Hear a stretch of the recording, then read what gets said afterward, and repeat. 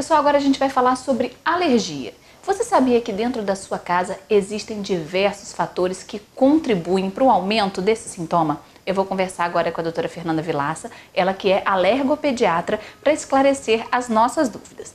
Doutora Fernanda, primeiro, o que são os alérgenos?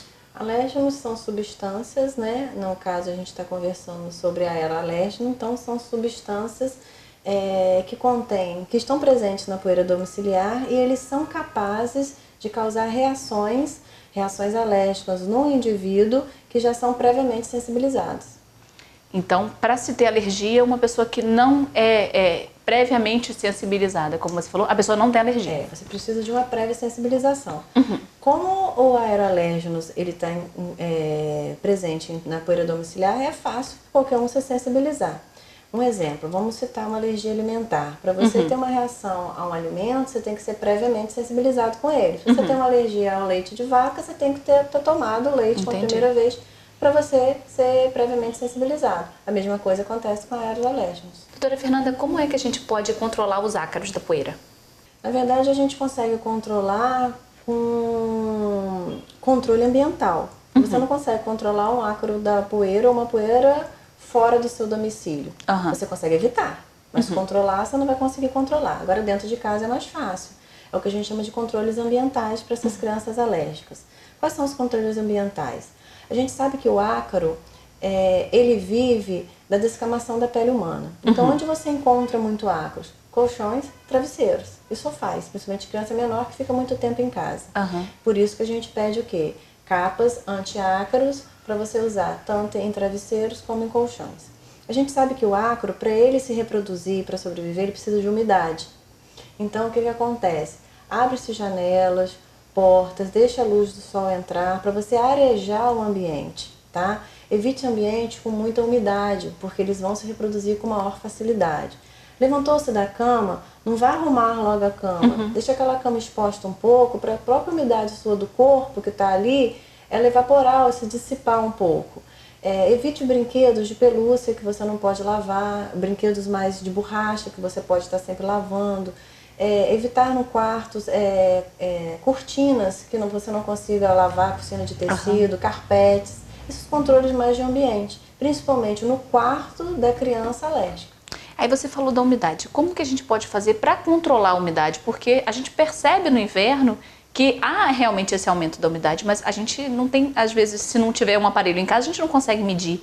Como que a gente consegue fazer isso? Na verdade, quando você vai medir, você consegue medir a umidade relativa do ar. Você não consegue fazer isso dentro de casa, né? Então, o que a gente vai fazer? Você vai ter que ter medidas para que evite essa umidade. Na verdade, se você tem um tempo seco no inverno, que é mais comum, sem chuva, você até que não tem muita umidade. Então, você tem mais até poeira, né? Mas se você tem um tempo chuvoso, você vai ter que controlar o quê? Controlar se tem alguma infiltração na casa. Muitos móveis, eles acumulam poeira e se ficarem muito encostados na parede, você facilita a umidade que é o bolor atrás desses móveis. Paredes, você hoje tem tintas anti-mofo que facilitam a limpeza. Outra coisa, paredes é melhor que elas sejam mais lisas. Porque se botar parede com muita rachadura, é difícil limpar a higienização e é mais fácil de você ter impregnação ali do ácaro, de poeira, de bactérias.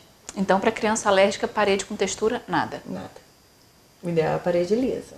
Entendi. E com relação à alergia a pelo de animal?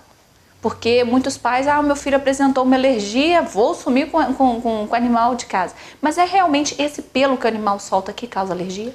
Na verdade, para você falar de alergia ligada a animais domésticos, o pelo é um vilão. Mas também não podemos esquecer da urina de certos animais domésticos e da saliva também dos animais. Existe uma pesquisa que foi feita há uns anos atrás que diz que depois que você retira o animal de estimação da casa, 6 meses depois, eles encontram ainda alérgenos do animal na casa. Então, às vezes, muita mãe fala assim, por animal de estimação, tirei o animal, 1 mês depois a criança continua com o mesmo sintoma, vou voltar com o animal.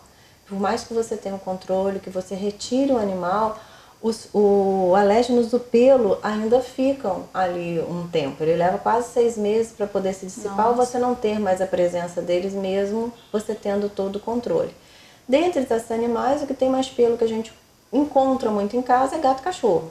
Não Aham. quer dizer que os outros não causam, mas os principais são gato e cachorro. E como que a gente pode fazer o tratamento dessas alergias? Em geral, seja de poeira, seja, por exemplo, uma alergia à saliva e pelo de animal. Na verdade, o que acontece? Quando a gente tem esse tratamento da parte respiratória, a primeira coisa é você identificar a causa, né? A gente vai ter, eles têm alergia à poeira, à ácaro, à fungo, a epitélio, né? Que a gente fala dos animais, a barata. Você tem que identificar a causa para você fazer o quê? A exclusão daquilo no ambiente, ou pelo menos preparar um ambiente onde essa criança vai estar, né? E dentre elas você tem também tratamento medicamentoso, né? E tratamento que você tem, antes medicamentos, tem também a imunoterapia, que é a vacina, que é um tratamento muito eficaz nessa parte respiratória. Em relação aos animais, se realmente der a alergia a eles, você vai ter que excluir do ambiente da criança, pelo menos evitar que ela tenha exposição. Um contato direto. Contato direto com os animais. E você falou você enumerou. Como que os pais vão saber que a criança a quais alérgenos a criança pode desenvolver uma alergia? É teste alérgico? A gente tem os testes, né, alérgicos, que é chamado prick-teste da parte de inalantes. A gente tem também o próprio teste de provocação, né, que a gente tem, porque você faz. A mãe às vezes já nos traz falando assim: meu filho tem uma alergia há anos, mas que eu não resolvi tratar agora. Toda vez que ela se expõe, ela chega num ambiente fechado, na casa da praia, ela começa com um quadro de broncoespasmo, com asma, com rinite. Então você tem a história clínica que nos ajuda como profissional, né? Além dos exames laboratoriais, né, e dos testes de alergia. Tá certo, então, doutora Fernanda, muitíssimo obrigada. Pessoal, olha, mais uma dica super esperta aqui do programa Totalmente Mãe. Eu vou ficando por aqui, no próximo bloco eu volto com mais.